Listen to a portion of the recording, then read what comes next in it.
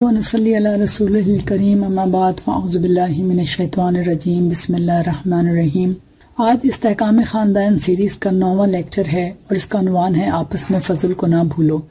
یہ اسلامی زندگی کا ایک ایسا سنہرا اصول ہے جس کا اطلاق عائلی زندگی کے بھی ہر شعبے پر ہوتا ہے۔ اس حوالے سے اگر ہم دیکھیں تو شادی شدہ زندگی میں بھی،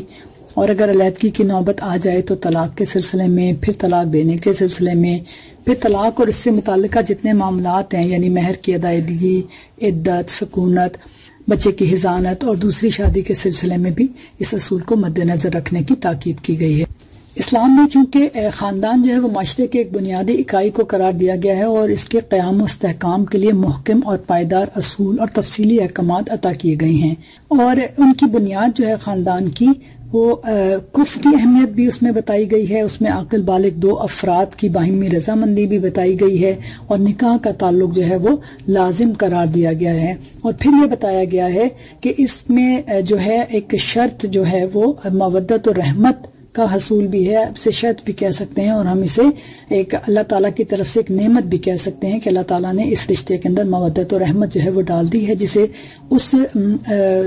جوڑے کے لیے ضروری ہے کہ اس کو نرش کرے، اس کو بڑھاتا رہے۔ اور نکاح کے بعد بھی زوجین کو باہم حسن سلوک کی تاکید اور نبھاؤ کی تمام ممکنہ کوششوں کو بروئے کار لانے کی ترغیب دی گئی ہے۔ زوجین کو باہم لباس سے تشبیہ دیا گیا، ہن لباس لکم وانتم لباس لہن،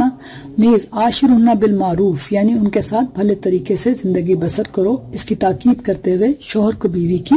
کفالت کی ذمہ داری عطا کی گئی اور اس کی عدم ادائیگی پہ گناہگار ٹھہرایا گیا، اور اس کے ساتھ بیوی کو شوہر کی اطاعت کا ذمہ دار قرار دیتے ہوئے شوہر کو ممکنہ حد تک راضی رکھنے کی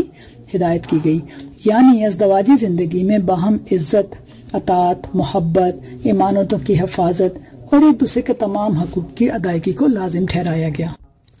لیکن ان تمام احکامات کے باوجود بسا اوقات چھوٹی چھوٹی باتوں پر گھر کے اندر غصہ، لڑائی جھگڑے ہونا شروع ہو جاتے ہیں، جس کی وجہ صبر اور شکر کا رویہ اختیار کرنا بھی ہوتا ہے۔ قوامیت کی غلط تعبیر کی بنا پر مردوں کا حاکمانہ اور جارحانہ انداز بھی ہوتا ہے۔ جہالت اور دینی تعلیمات سے عدم واقفیت کی بنا پر گھروں میں پرتشدد رویے، جسمانی، نفسیاتی بدسلوکی، عورت اور بچوں کی عزت نہ کرنا، ان کو ضروریات زندگی فراہم نہ کرنا،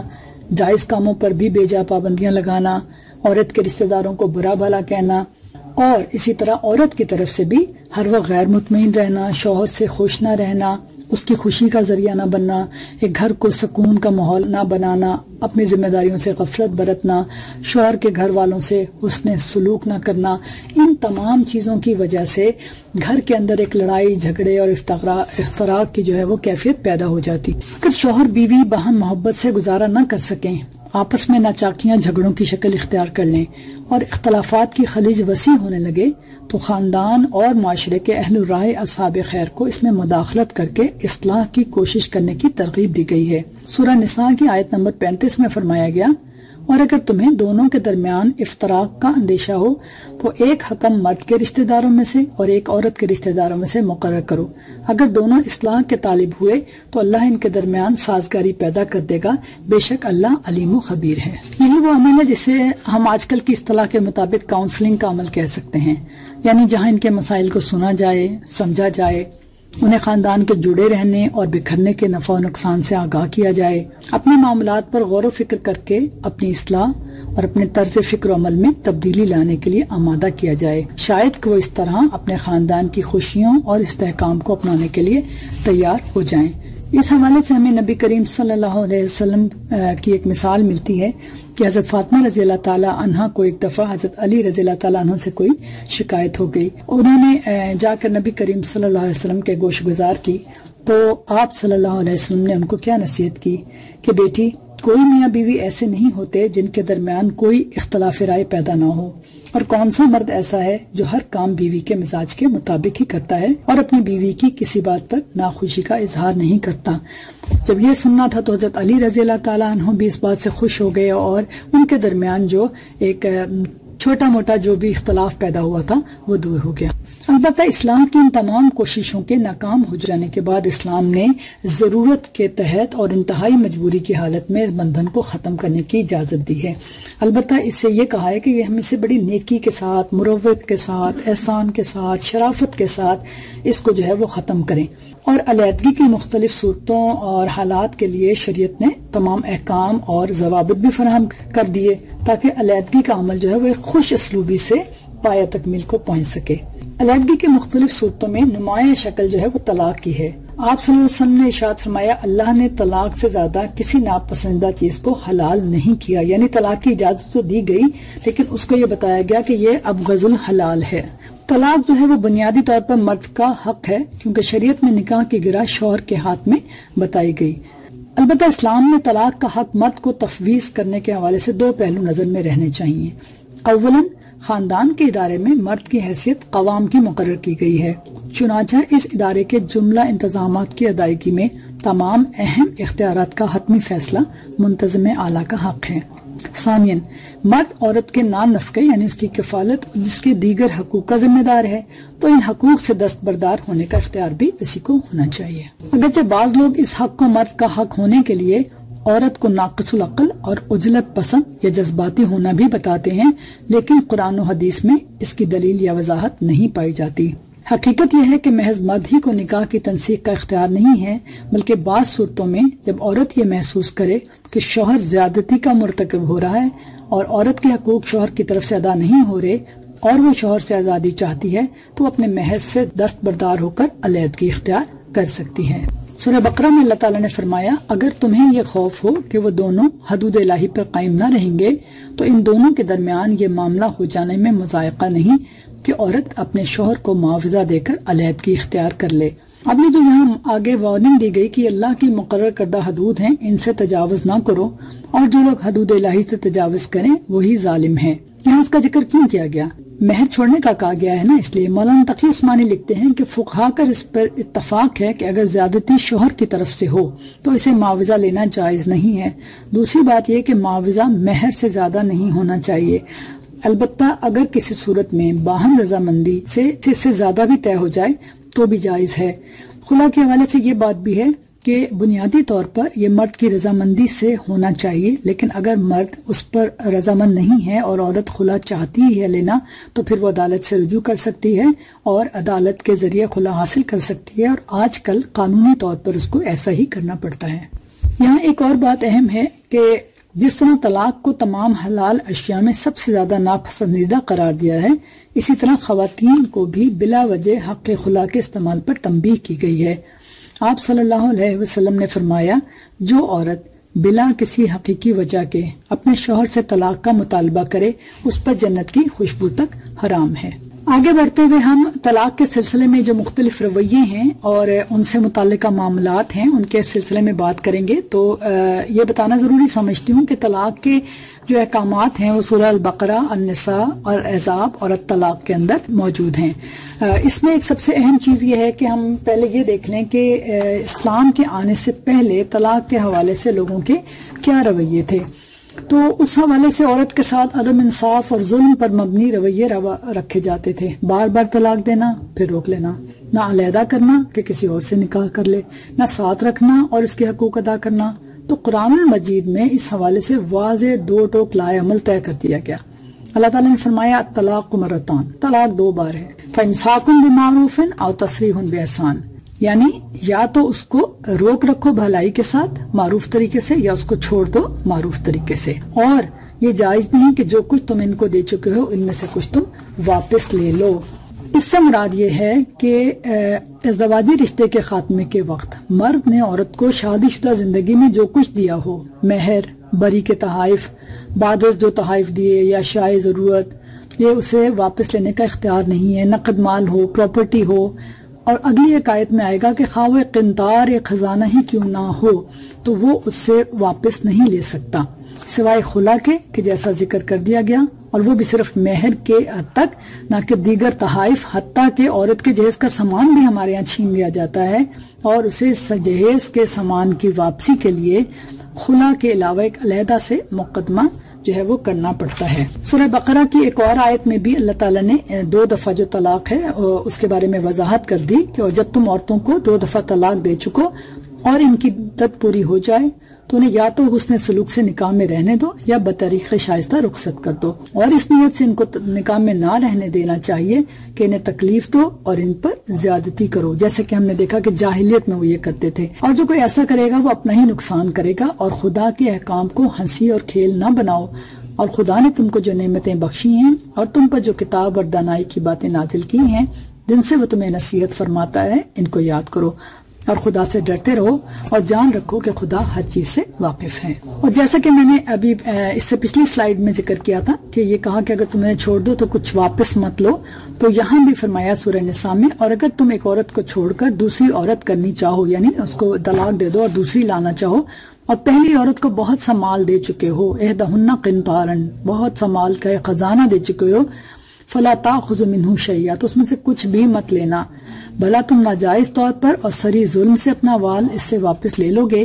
اور تم دیا ہوا مال کیوں کر واپس لے سکتے ہو جبکہ تم ایک دوسرے کے ساتھ صحبت کر چکے ہو اور وہ تم سے عہد واسق بھی لے چکی ہیں۔ اور یہاں پر ایک جنرل اصول بھی ہم اگر دیکھ لیں کہ تحفہ دے کر واپس لینے کے حوالے سے نبی کریم صلی اللہ علیہ وسلم نے فرمایا، حضرت ابن عباس رضی اللہ عنہ سے روایت ہے کہ آپ صلی اللہ علیہ وسلم نے ارشاد فرمایا، ہبہ کر کے پھر رجوع کرنے والا یعنی واپس لینے والا کتے کی طرح ہے جو کہہ کر کے پھر کھا جاتا ہے۔ یہ بخاری کی حدیث ہے، بخاری کتاب الہبہ، اور 3-4 احادیث جو ہیں وہ اس میں آئی ہیں۔ طلاق دینے کا طریقہ سورہ طلاق میں بیان کیا گیا ہے اور عدت کے احکام بھی اس کے ساتھ بیان کیے گئے ہیں، اور طلاق دینے میں بھی مبنی بر انصاف طریقہ اختیار کرنے کا حکم دیا گیا ہے۔ فرمایا گیا کہ اے پیغمبر صلی اللہ علیہ وسلم، مسلمانوں سے کہہ دو کہ جب تم عورتوں کو طلاق دینے لگو تو عدت کے شروع میں طلاق دو اور عدت کا شمار رکھو۔ اس کا ترجمہ اس طرح بھی کیا گیا ہے، کسی اور نے اس طرح بھی کیا ہے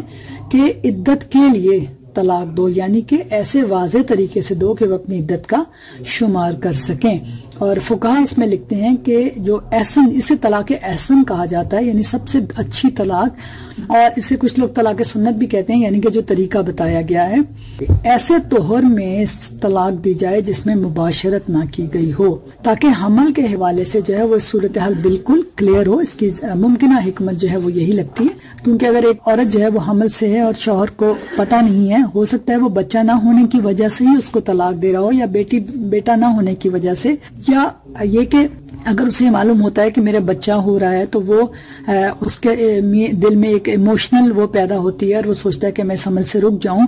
تو ایسے میں دینی چاہیے جس میں مباشرت نہ کی گئی ہو۔ پھر فرمایا گیا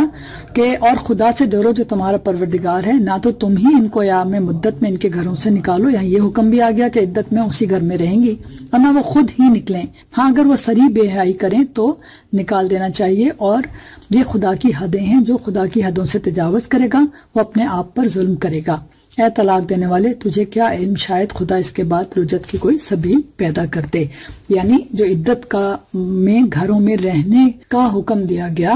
یا ترغیب دی گئی، اس میں یہی حکمت ہے کہ عدت کے اندر 3 مہینے کے اندر اگر ایک طلاق دی ہے تو اس میں آدمی جو ہے وہ رجوع کر سکتا ہے قولاً یا فعلاً، اور اس میں کوئی بھی نقصان نہیں ہوتا، نہ مرد کا نہ عورت کا۔ لیکن یہاں جو کہا گیا کہ نہ تم گھروں سے نکالو نہ عورت خود نکلے، تو عورت کو بھی چاہیے، اس کو بھی حکم ہے کہ وہ ریئیکشنری ہو کے غصہ کر کے اپنے میاں کو چھوڑ کے گھر نہ چلی جائے، اور الا یہ کہ کوئی ایسے حالات ہوں کہ اس کے لیے بالکل ہی وہاں رہنا ممکن نہ ہو۔ چنانچہ اگر وہ اس طرح اپنے گھر چلی جائے گی اور ہر ایک کو بتائے گی کہ ڈیورس مجھے ہو گئی ہے، میاں بتائے گا، تو پھر ایک ایسی صورت پیدا ہو جائے گی کہ اس میں پھر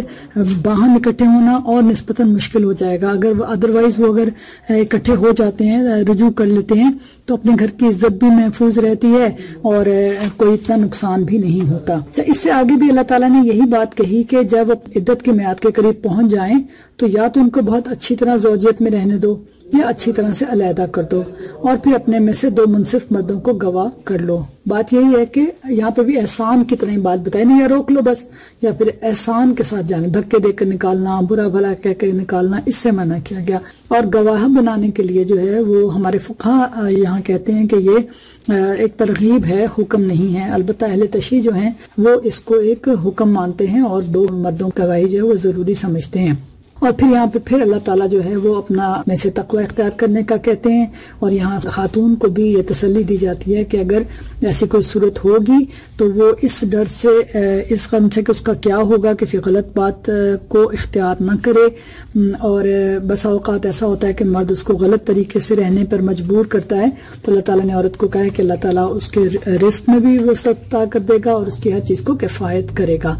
تو ہر مشکل حالات سے نبرد آزما ہونے اور آزمائش کو برداشت کرنے میں اللہ کا تقوی جو ہے وہ اس کو مدد کرے گا۔ اس کے بعد جو ایک اہم چیز ہے وہ 3 طلاقوں کا ہے، جس کا ہمیں اپنے معاشرے میں بھی بہت یہ چیز نظر آتی ہے، جو احسان اور فضل اور اس کے بالکل خلاف ہے۔ یعنی ایک ہی نشست میں 3 طلاقیں اکٹھی دینے کو تو بدعت قرار دیا گیا، یعنی ایسا طریقہ جو انسانوں نے خود ہی ایجاد کیا ہے، جس کی کوئی اصل نہیں ہے، اس کو انتہائی ناپسندیدہ قرار دیا گیا، اور آپ صلی اللہ علیہ وسلم کی زبان مبارک سے اسے اللہ کی آیات سے کھیلنے کے مترادف قرار دیا گیا۔ اور اس کے علاوہ دوسری صورت یہ ہے کہ چاہے ایک دفعہ بھی نہیں دی ہو لیکن الگ الگ دفعہ میں 3 دفعہ دے دی، یعنی ایک دفعہ ایک دے دی پھر رجوع کر لی، یا پھر ایک دفعہ 2 دفعہ عدت گزر گئی پھر نکاح کر لیا، یعنی جب اس کی 3 طلاقیں اگر وہ دے دے زندگی میں اپنی، تو پھر کیا ہوگا کہ تیسری طلاق کے بعد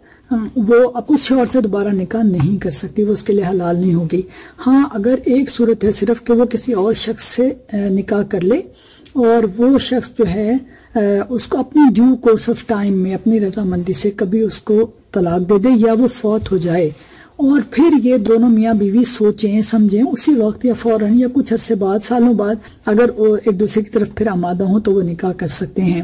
لیکن یہاں پر کیوں اللہ کی حدوں کو قائم رکھنے کا دوبارہ کہا گیا؟ اس لیے کہ اس میں ہیلا بہانہ اختیار نہ کرنا کہ اب 3 طلاقیں دے دیں، پشیمان ہو، اکٹھا ہونا چاہتے ہو، بظاہر یہ فوری کا کام نہیں ہو سکتا، تو اس کو پلان کر کے کسی بندے کو تیار کرو کہ وہ نکاح کر لے اور پھر اس کو چھوڑ دے۔ تو یہ ایک وہ طریقہ ہے جس پہ اللہ تعالیٰ نے کہا کہ دیکھو میری حدوں کو قائم رکھنا۔ پھر اس کے بعد آتا ہے کہ طلاق اور مہر کے معاملات، یعنی ظاہر ہے جب علیحدگی ہوگی تو مہر اگر تو پورا کسی نے دیا ہوا ہے پہلے تب تو ٹھیک ہے، لیکن اگر نہیں دیا ہوا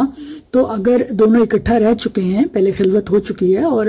شروع میں کتنا بھی سال زندگی میں اکٹھا گزار چکے ہیں، اور اگر اس نے مہر نہیں دیا تو طلاق ہونے پر اس کو مکمل جو ہے وہ مہر دینا ہوگا۔ اس کے علاوہ ایک چیز یہ بتائی گئی متاع طلاق، جس پر بہت زیادہ ہمارے یہاں لکھا نہیں گیا، لیکن یہ عمومی طور پر ایک حکم ہے اور مجموعی طور پر مردوں کو یہ تاکید کی ہے کہ حسن سلوک کے ساتھ جب علیحدہ کرنے لگو تو سب سے زیادہ جو عورت ہیں اس کو اکنامک لاس یا انسٹیبلٹی کا سامنا کرنا پڑے گا، تو تم اس کو کچھ دے دلا کر رخصت کرو۔ وہ کہا گیا کہ وَلِلْمُطَلَّقَاتِ مَتَاعٌ بِالْمَعْرُوفِ حَقًّا عَلَى الْمُتَّقِينَ، اور متعلقہ عورتوں کو بھی دستور کے مطابق کچھ دے دلا کر رخصت کرو، نان نفقہ دینا چاہیے پرہیزگاروں پر، یہ بھی حق ہے۔ سورہ احزاب میں بھی فرمایا تم کیا کرو کہ ان کو کچھ فائدہ یعنی خرچ دے کر اچھی طرح سے رخصت کرو۔ پھر یہ آتا ہے خلوت تو نہیں ہوئی اور مہر بھی طے نہیں ہوا، یعنی رخصتی سے پہلے ہی نکاح ہوا تھا اور طلاق دے دی گئی لیکن مہر بھی کوئی طے نہیں ہوا تھا ابھی، تو اس میں کہا گیا کہ اگر کوئی ان کا مہر مقرر کرنے سے پہلے طلاق دے دو تو تم پہ گناہ تو نہیں ہے، یعنی کہ تم نے طلاق دے دی طلاق ہو جائے گی۔ ہاں ان کو دستور کے مطابق کچھ خرچ ضرور دو، یعنی مقدور والا اپنے مقدور کے مطابق دے اور تنگ دست اپنی حیثیت کے مطابق۔ نیک لوگوں پر یہ ایک طرح کا حق ہے۔ دستور کیا ہے؟ ہمارا دستور تو ایک لحاظ سے مبنی بر ناانصافی ہے، تو پھر معروف طریقے کو ہم اس کو سمجھیں گے کہ بھلائی کے طریقے میں، جس میں نظر آئے سب کو کہ یہ بھلائی ہے۔ ہمارے ایک مسلمان اسکالر تھے ڈاکٹر حمید اللہ، جو پیرس میں رہتے تھے، اور انہوں نے ایک دفعہ یہ ان کی کتاب میں نے پڑھا تو انہوں نے کہا کہ ایک شخص کیوں نہ عورت کو ایک گھر دے دے جس میں وہ رہے، کہ بھئی وہ اب شوہر کی اس کو کفالت اور ایک حفاظت میسر نہیں ہوگی، اور بہت سارے کیسز میں بچے بھی بیوی کے پاس ہوتے ہیں، تو یہ اس طرح سے وہ اپنے بیوی کو ایک اچھا ایک معلومات دے کر جو ہے وہ رخصت کرے۔ پھر ایک صورت یہ ہے کہ خلوت نہیں ہوئی، یعنی رخصتی نہیں ہوئی اور خلوت صحیحہ نہیں ہوئی، لیکن مہر تو طے ہو چکا تھا، تو پھر مہر تو دینا ہے لیکن مہر جو ہے وہ آدھا دینا ہوگا۔ تو اگر مہر مقرر کر چکے ہو تو آدھا مہر دینا ہوگا۔ ہاں اگر عورتیں مہر بخش دیں، یا پہلے عورتوں کو کہا گیا بخش دیں تو ٹھیک ہے، بلکہ پھر کہا گیا یا مرد جن کے ہاتھ میں عقد نکاح ہے وہی اپنا حق چھوڑ دیں اور پورا مہر دے دیں تو ان کو اختیار ہے۔ اور تاکید کی گئی مردوں کو کہ اگر تم مرد لوگ ہی اپنا حق چھوڑ دو یعنی پورا دے دو تو یہ پرہیزگاری کی بات ہے۔ وَلَا تَنْسَوُا الْفَضْلَ بَيْنَكُمْ، اور آپس میں بھلائی کو فراموش نہ کرنا۔ یہ وہی الفاظ ہیں جو ہمارے آج کے موضوع کا عنوان ہے۔ بے شک اللہ تعالیٰ تمہارے سب کاموں کو دیکھ رہا ہے۔ اس کے بعد طلاق اور عدت ہے، جس کی تفصیلی بات تو ہم پیچھے کر چکے ہیں، اور یہاں پر صرف یہ بات میں اور کر لیتی ہوں کہ حمل سے اگر ہوں، اگر عدت میں بھی انہیں تو کفالت دینی ہے، لیکن اگر طلاق کی عدت ختم ہو جاتی ہے تو بھی اگر حمل سے ہوں تو بچے کا خرچہ بچہ پیدا ہونے تک وہ دینا ہوگا، اور پھر وہ ان کو دودھ پلائیں گی تو اس کے لیے بھی ان کو کچھ دینا ہوگا۔ اور اس میں یہ کہا گیا کہ اپنی وسعت کے مطابق خرچ کرنا چاہیے۔ مرد کا بھی خیال رکھا ہے، دونوں متاثر ہوتے ہیں، دونوں کا رب اللہ ہے، تو جتنی حیثیت ہے اتنا ہی وہ مرد بھی دے گا۔ اور اس کے بعد اس میں یہ چیز آتی ہے کہ بچے کا خرچہ جس طرح یہاں بتا دیا گیا